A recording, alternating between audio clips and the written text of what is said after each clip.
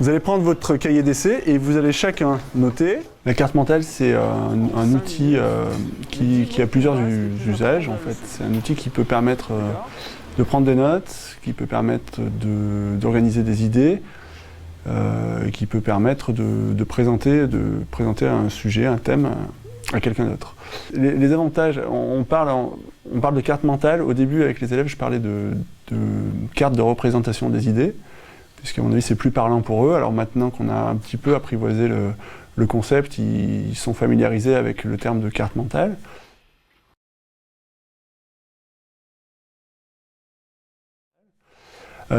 Ces avantages, à mon avis, sont, ils l'ont dit eux-mêmes, c'est que c'est un peu plus rigolo, en tout cas c'est plus varié, ça change de ce qu'ils ont l'habitude de faire. Donc c'est un outil parmi d'autres, mais en tout cas il a le mérite de changer un petit peu de leurs habitudes d'élèves. C'est un outil dans lequel les élèves sont très acteurs.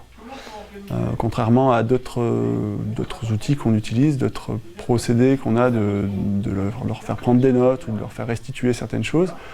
La carte mentale, ils sont vraiment acteurs, c'est eux qui la dessinent, c'est eux qui la conçoivent et c'est eux qui en sont les producteurs.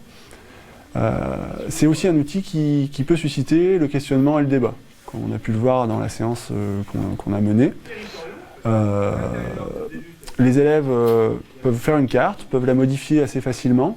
Il n'y a pas d'idées complètement arrêtées, des idées préconçues, et au contraire, ça permet à chacun d'exprimer une position, un point de vue, une idée qu'il se fait d'un thème, et puis de le faire évoluer assez facilement en modifiant les liens qu'il a mis dans sa carte en fait. Puis c'est un outil, c'est vraiment cet angle-là que j'ai travaillé beaucoup cette année, qui va aider à réviser et à apprendre.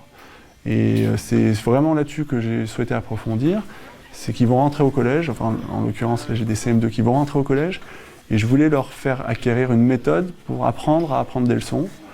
Et il me semble que la carte de représentation des idées, ou la carte mentale, est une bonne piste en tout cas, et un outil assez novateur qui leur permet en tout cas d'aller vers apprendre à apprendre. Je l'utilise de plus en plus et de façon très ponctuelle dans tous les domaines, puisque à mon avis, c'est vraiment un outil qui permet aux élèves d'organiser leurs connaissances tout le temps. C'est-à-dire que ça peut être un outil qui permet de prendre des notes sur un livre. Ça peut être un outil qui permet de retirer les éléments essentiels d'une vidéo qu'ils ont vue par rapport à un thème donné. Donc là, on couvre à peu près tous les domaines.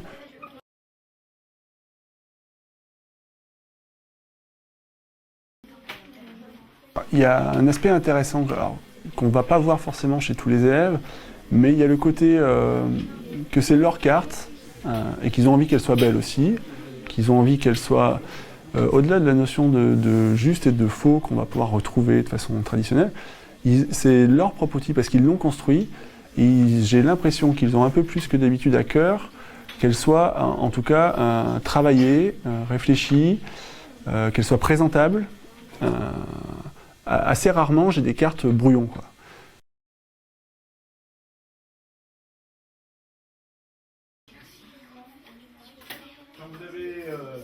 On a vu lors de la séance une utilisation des cartes mentales version papier qu'on a pu partager grâce à un simple appareil photo numérique. On prend rapidement en photo les cartes réalisées par les élèves et avec un projecteur et un PC portable, on projette de suite les cartes et les productions des élèves. Donc sans un équipement majeur, j'ai envie de dire, on peut facilement mutualiser et présenter de façon tout à fait correcte les travaux d'élèves. Pour autant, l'avantage du numérique va pouvoir, à terme et dans l'évolution du cursus des élèves, pouvoir simplifier encore peut-être ce partage et cette capacité à faire évoluer les cartes. Donc soit dans des écoles qui pourraient être plus équipées, soit je l'imagine plutôt au collège ou au lycée. Les élèves vont pouvoir utiliser des applications, certaines gratuites, d'autres payantes, soit en ligne, soit téléchargeables, qui leur permettront d'éditer des cartes de façon numérique. On l'a un petit peu utilisé au cours de l'année. Ça suppose d'avoir un matériel efficace et il ne faut pas que l'utilisation du numérique soit une perte de temps.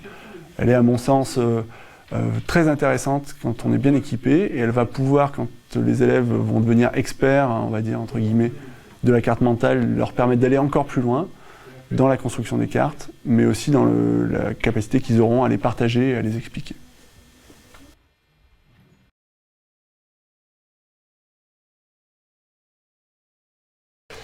Mais il me semble que la première étape, c'est de se familiariser avec le concept, de l'utiliser avec les avantages qu'il a et d'en tirer pleinement bénéfice, et ensuite de passer à la version numérique pour faciliter le travail, pour, quand ils maîtriseront les compétences numériques, pour pouvoir faire une symbiose des deux et être très efficace dans la production de cartes. C'est pas une attitude d'expert qu'on attend d'eux en CM2, mais fin collège, début lycée, ça peut être une évolution intéressante.